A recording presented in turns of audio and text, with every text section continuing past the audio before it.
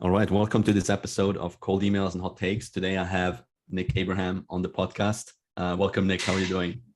I'm doing great, man. Excited to be here. Okay, great. Yeah.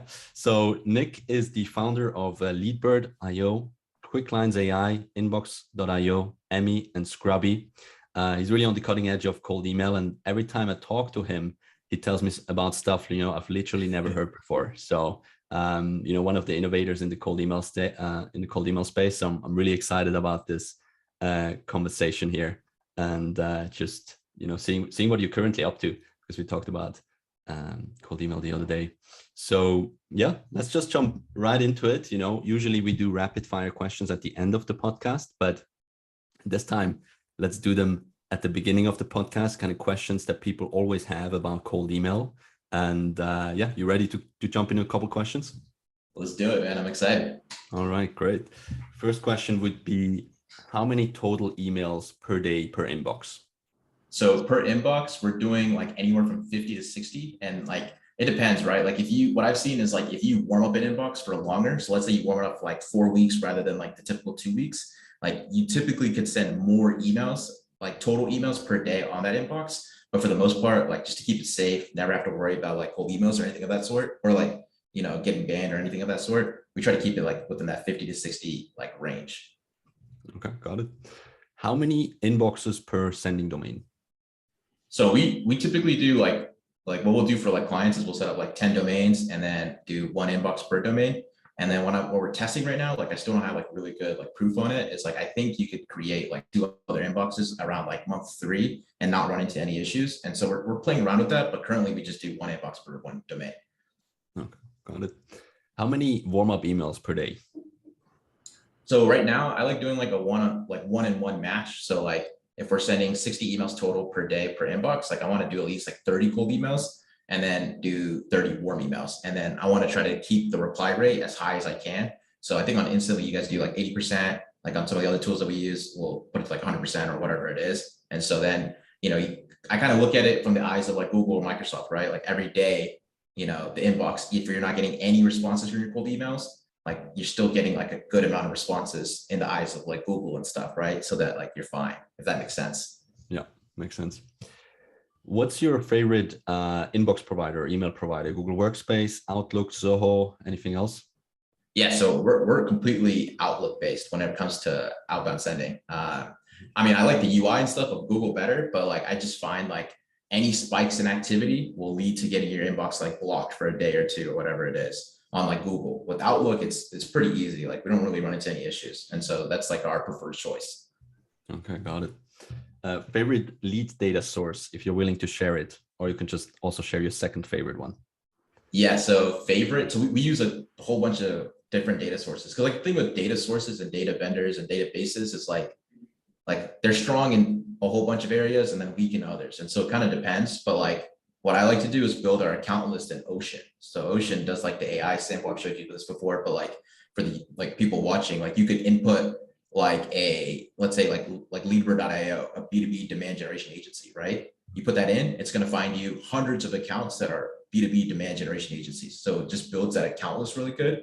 And then like we'll upload it into Apollo, or we'll upload it into Sales Nav, and then like use drop contact to enrich the Sales Nav search, or we'll use Apollo to just export out of there. We'll do a ton of different stuff, but like for the most part, like most data sources are pretty much all the same. Right. What's your favorite subject line, or second favorite subject line? So we always use a subject line, quick question. That it just works well. Like I love it. Yeah. Another one we like to use is like thoughts, question mark. That one works really well. Those are like the 2 standard ones. I know it's super generic and basic, but it just works. Like it does. Other ones we like, if you're selling like this one has been working really well, like TikTok ad services, putting like company name and TikTok question mark. That one works really well. But yeah, like for the most part, we're doing quick question or thoughts. Yeah, I have an admission to make. Actually, the thoughts question mark from you, like first name thoughts, I stole it from you because one day it's a good one. It just works. I received a cold email from you, and I saw it was like first name thoughts, and I was like, okay, this is nice. I'm going to start using that one. So, guys, hey, I love to hear that. I'm sure I got it from someone else. Yeah, if you want to switch it up from quick question, like Nick said, thoughts is a good one. And favorite call to action in a cold email? Yeah, so favorite one is saying something like making it super casual. So like, hey, is this something that you'd be interested in? Or, is this something you'd like me to send more information about or something like that? And it's like what we've seen, and I think Gong posted the stat as well, that like call to actions that push like straight to the demo are like the lowest performing CTAs. And so like having like very lighthearted call to actions and then focusing a lot on like getting more responses and then managing those responses to turn them into demos is like, I think like the blueprint that everyone should aim for right now. So what would you say is a good positive reply rate overall? Benchmark. Yeah, I'm not sure. I think it varies like product to product, right? Like it doesn't matter if like let's say for example, like you're selling let's say like Facebook ads, like everybody does that, right? And so your positive reply rate, like even if you're aiming for like a 3% or 4%, you're never going to really get there because like everybody offers it. You know what I'm saying? And Facebook ad services may not be the best like example of that, but I think like finding and aiming for a positive reply rate, it's hard. It completely depends on your like product market fit, right? And so like it's kind of hard to figure out like what is that number you want to hit for. So like I never really like look at that as like a baseline metric that I need to hit on like all of our clients' accounts, because it just varies. It depends on like their product, their service, and who they're targeting, right? And so like I think it's a hard one to kind of give like just a specific number for it. Yeah, for sure. Depends on offer niche a lot as well. Okay, great. Yeah, enough with the rapid fire questions. I'm following you on Twitter, and I just saw like randomly, I saw you. It wasn't even a post you did, but it was like a comment, and you mentioned something about Integromat and only the real ones know. What was that about? I'm curious. Yeah. So Integromat and cold email. So I actually wasn't even the one who like figured this out. I didn't even know this was possible until like maybe like 3 weeks ago. And now we're going to do a couple more things on it. But like Jesse and Chris, so Jesse, he was on here. I think his company's called Lead Magic. Chris, he runs Hyperspect, I believe is what it's called. And so they're like next level when it comes to like no code automation stuff.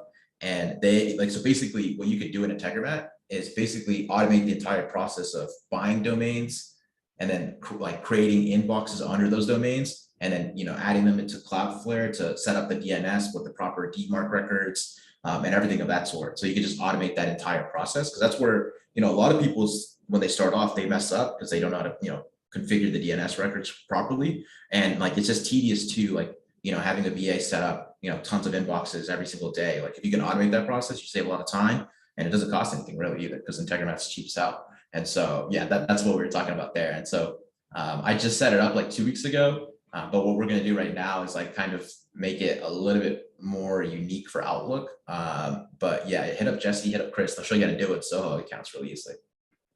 Yeah, nice. Yeah, I talked to Jesse 2 weeks ago, had him on the podcast too, and he mentioned a couple really advanced automations. Yeah, he's the go-to. I love calling him, and it's kind of like when we speak, it's like you learn a whole bunch of random things about like cold emailing, and you're like, oh shit, that works. Like, hell yeah, I'm gonna try that out. And so yeah, he put me onto that like I think like a month ago, and then I got him to show me how to do it like a couple weeks ago. Yeah. Okay. With your growth and lead generation agency, leadbird.io, like how much volume are you running right now? And like how do you kind of structure your team also to maintain, optimize, and scale that volume? Like if there's like so much going on. Yeah, so I think every month, I can't remember what our total email sent is. We were so like my co-founder Eric, he also does a ton of cold emails as well. He runs his own demand gen agency called Venices, and then like we work on all our SaaS companies together. I think at one point, the both of us through our email platform, we were sending, I think like close to like 2 or 4 million emails, something around there. And so just tons of emails, right? And so we were at that point using like SendGrid and Mailgun as well as like some of our campaigns, but really didn't find great deliverability with that. And like it was just kind of hard to maintain as well. And I think it's kind of more of like a luck kind of thing, depending on like what IP pool they put you in, right? If you're using their shared IP. And so just like managing it, I mean like when I look at an agency, like if you could productize like what you're doing for every client, so like kind of like making like your deliverables the same for every client, it's pretty easy to manage, right? And so like for every one of our clients, we're setting up 10 domains, we're setting up one inbox for each campaign. We'll, max out that inbox at like 60 emails. Each email set up in Emmy, which is our email platform, to send out 35 cold emails per day. So it's like we just keep those stats the same, and then it's pretty easy to like kind of maintain it across all of them because everything is staying the same. And like we don't try to push the amount of email. Like I'm sure in the Outlook account we could probably send 100 emails, 150 emails per day, but I want to stay well beyond that or below that, because I'd rather just set up more inboxes to scale through that rather than like seeing one inbox go down and then having to go like fix it and like worrying about all that. Like I just think it's a lot of work. And so I try to just keep like our deliverables the same across all of our clients. And so it's very easy to kind of like do the operations of the back end. Yeah. All right. Got it. So as you know, right, we all know like one of the key components of like a good cold email campaign is really the copy. I mean, the offer, but on top of that, the copy. How do you go about, what's your creative process, or how do you go about like really creating compelling copy for your cold outreach, for your cold email campaigns? What's the process? What does that process look like for you? Yeah, so I do a couple of things.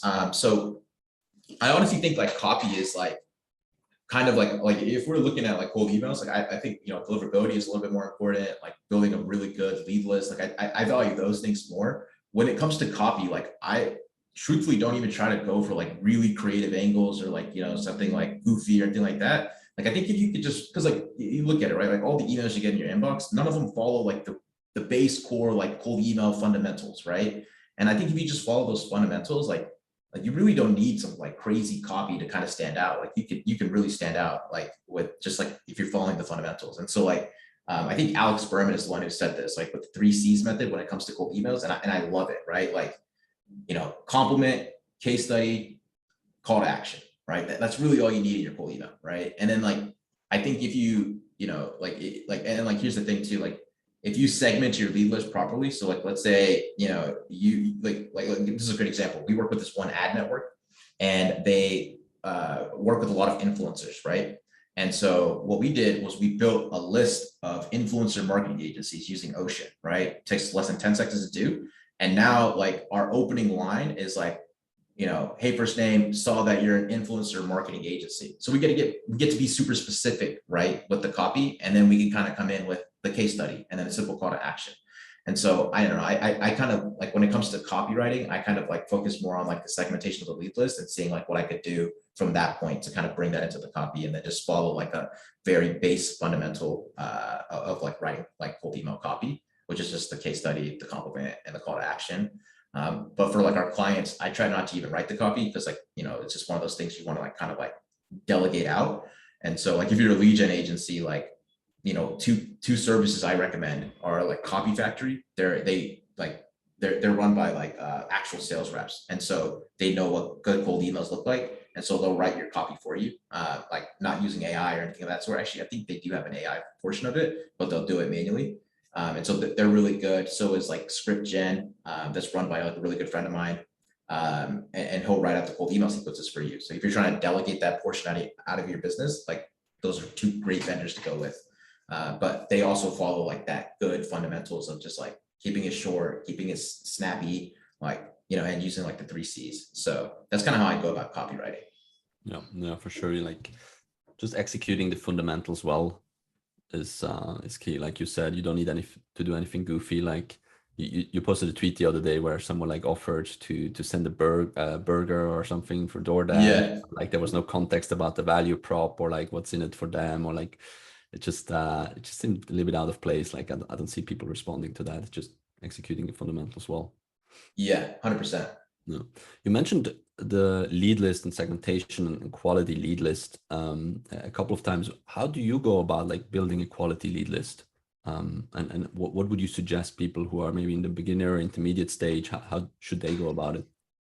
Yeah, so I mean, like I've like in the last like 60 days, that's like what I've been spending a lot of my time on, like the lead list, like how getting that to be like very systemized. Cause like you think about it, right? Like a lot of these databases, they're mass importing data, and most of it's all built off of SalesNav either ways, right? Like as much as these other databases, and pretty much any database will tell you like, oh, like, we're scraping it, using our own unique methods. They're just pulling it from LinkedIn. Like every database is pulling it from LinkedIn. It's just how it is, right? And when they're mass importing that data, they're just going to categorize things wrong, right? So if you're using like the filters to build like a list of like marketing agencies, and then you're putting the 11 to 50 head count and you're putting these titles in, like a lot of those tags that you're putting, they're just going to be miscategorized. And I was finding that a lot in like a whole bunch of different databases, right? And so that's why like I don't like to build like my entire contact list strictly through like data sources like Apollo, right? What I think is the best way to go about building like your lead list in general is like you want to build like an account list, right? So account list is like companies that fit the criteria you're going after, right? And so we'll use Ocean for that because it automates the entire process, right? Then you take that account list and you upload it into your data source, right? And so this could be Apollo, Adapt, ZoomInfo, whatever it is, right? And different ones are stronger for other areas, but let's just say it's Apollo. And then what's going to happen in Apollo is they're going to find all the contacts that work at those accounts that you just uploaded into there, right? And then you can go into Apollo and start putting in, filtering for like the titles and stuff like that. And I honestly don't even like to go specifically into titles, specifically if like, our client is not targeting, like massive enterprises, right? Because then, they may only give you like a couple role like titles that like may like get that lead list to be super small. Like what I think is more important, it's like going into like pulling the department and then pulling like the seniority of it, right? Directors, managers, or VPs, head, whatever you're going after, like whatever is relevant to your client and product. And then from there, you have a good lead list, put that in a Google Sheet, and then kind of go through it one by one to figure out like, okay, is this title like relevant to what the client is selling? It is, cool, keep them. If not, take them out. So I kind of like do a 3-step process, which is, we'll build the account list, we'll build a contact list to be kind of vague and less title specific. And then we go into the Google Sheet and we'll kind of look at the titles and like the contact specifically to figure out if they're a good fit or not. And then obviously we'll do the cleaning and everything else of that sort. But that's kind of how I build a lead list. I think it's the best way to go about it. So yeah, that hopefully that makes sense.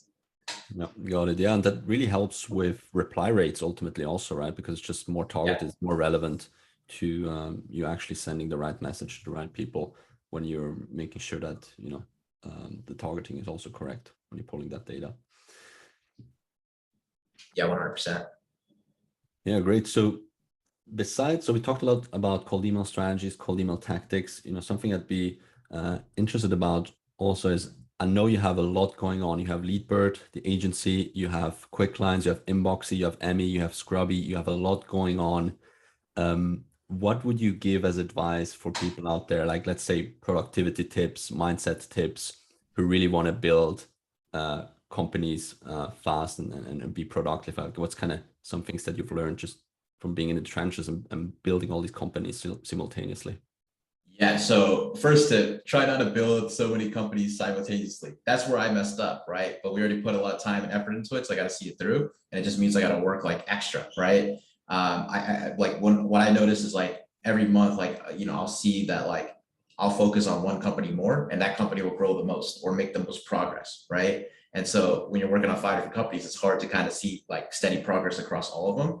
And so like I think if you're bootstrapped, you have a relatively lean like team, like try to like focus on like 1 or 2 core projects and see those all the way through, just because they're going to get more attention. They're just going to grow more naturally. And then just try to delegate and remove yourself out of like a lot of like these day-to-day operations and like focus on like more like higher level activities, I think is huge.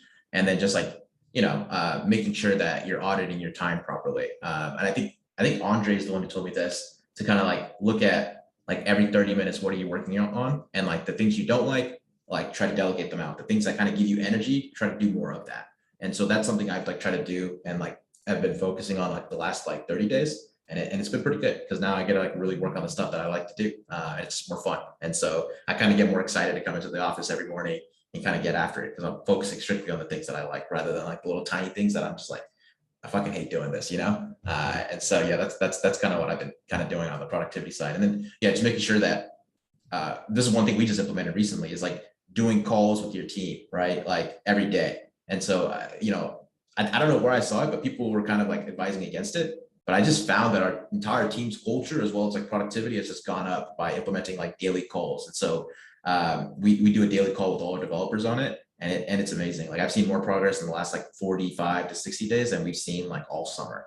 And so I would recommend kind of like implementing daily calls and, just making sure your calendar is like really timed out and stuff. I think that's like the best way to manage everything. You just got to be organized. That's really big thing.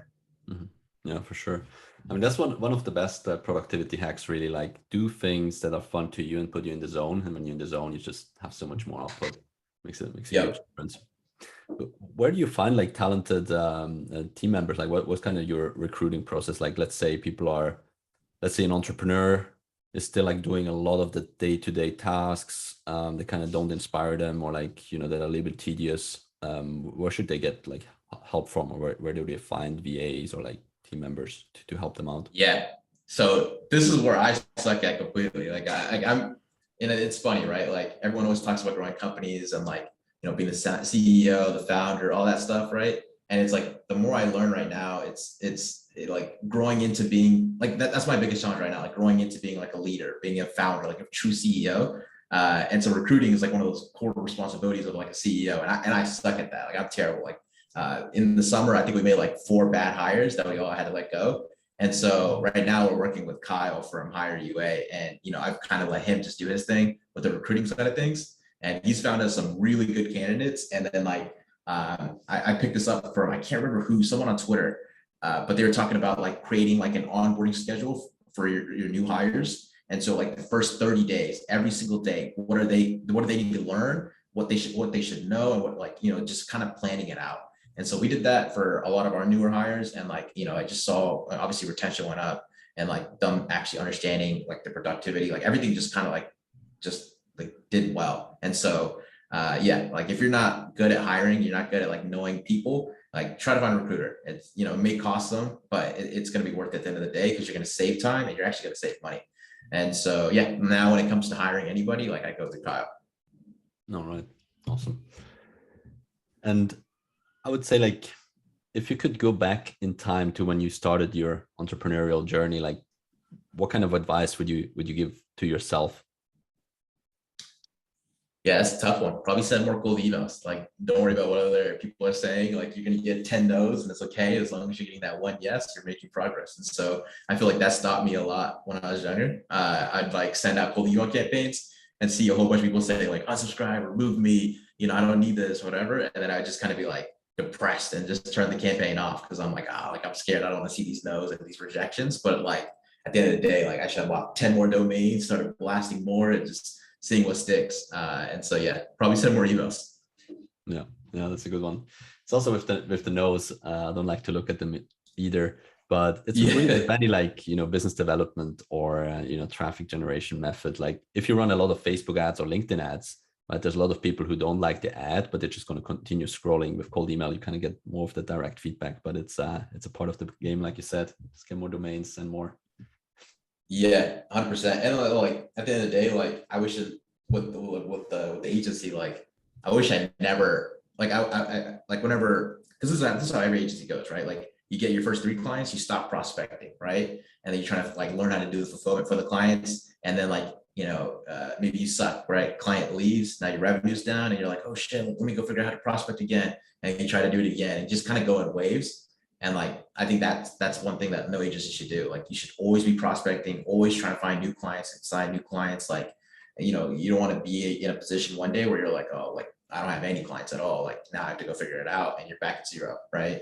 And so, yeah, I think that's one of the things that like any agency owner should know. All right, great. That's some good advice, man.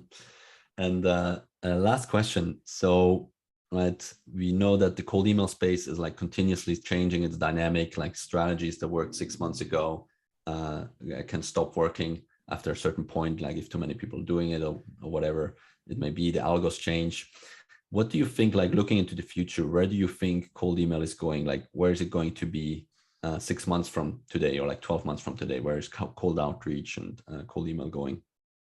Yeah, I think overall cold outreach is always going to be there, right? Like, and I think like it's never going to go away. And I actually think it's going to get easier over time, because like I think I can't remember where I saw this, but Google and like Microsoft, they're trying to make the spam folder. I forgot what they said exactly, but like it's going to be easier to land in the primary inbox, because like a lot of these political campaigns, you know, they don't know anything about the DNS. They don't know anything about how to land in the inbox, right? They're not using Instantly, right? They don't have Warmup set up, any of that, right? And so they're having a hard time landing in inboxes. And so I think they, obviously they have a lot of funding behind them. They're making a lot of, huge commotions and stuff. And so I think, like, I don't know what article I read, but they said that it's going to be easier to land in the primary folder. And so like, that's just going to make our lives a lot easier, right? And so I think like cold outreach is staying. I think it's going to get easier over time. I think like tools like you're building, tools like we're building, they're just going to continue innovating, right? So like, it's just going to make the entire process easier for anyone that wants to do outbound sales. And so yeah, I think it's going to be here forever. All right, nice. I like the good news, and yeah, I agree. If you go the cold outreach, go the cold email, you're basically never going to go hungry. But yeah, man, Nick, you dropped a lot of value on the podcast. Great to have. It was great having you on. Really information dense with strategies, advice, and great to have you on, man. Yeah, man. Thanks for having me on. I'm super happy, super excited to see where this is going to go. Yeah. And for the viewers, where can people find you? What should they check out? And I'll also leave the links in the show notes in the description, so they can go follow you on Twitter, follow Leadbird, all of your other SaaS companies, Inboxes, Scrubby, Emmy. They can check it out. And yeah, but where can they find you if they want to learn more? Yeah, just type in on Twitter, Nick Abraham 12. I don't have like a fancy username or anything, but yeah, I'm tweeting pretty often, so that's probably where you're gonna find me. All right, great. All right, awesome. It was great having you on, and I'll talk to you soon, Nick. All right, thank you. Thanks.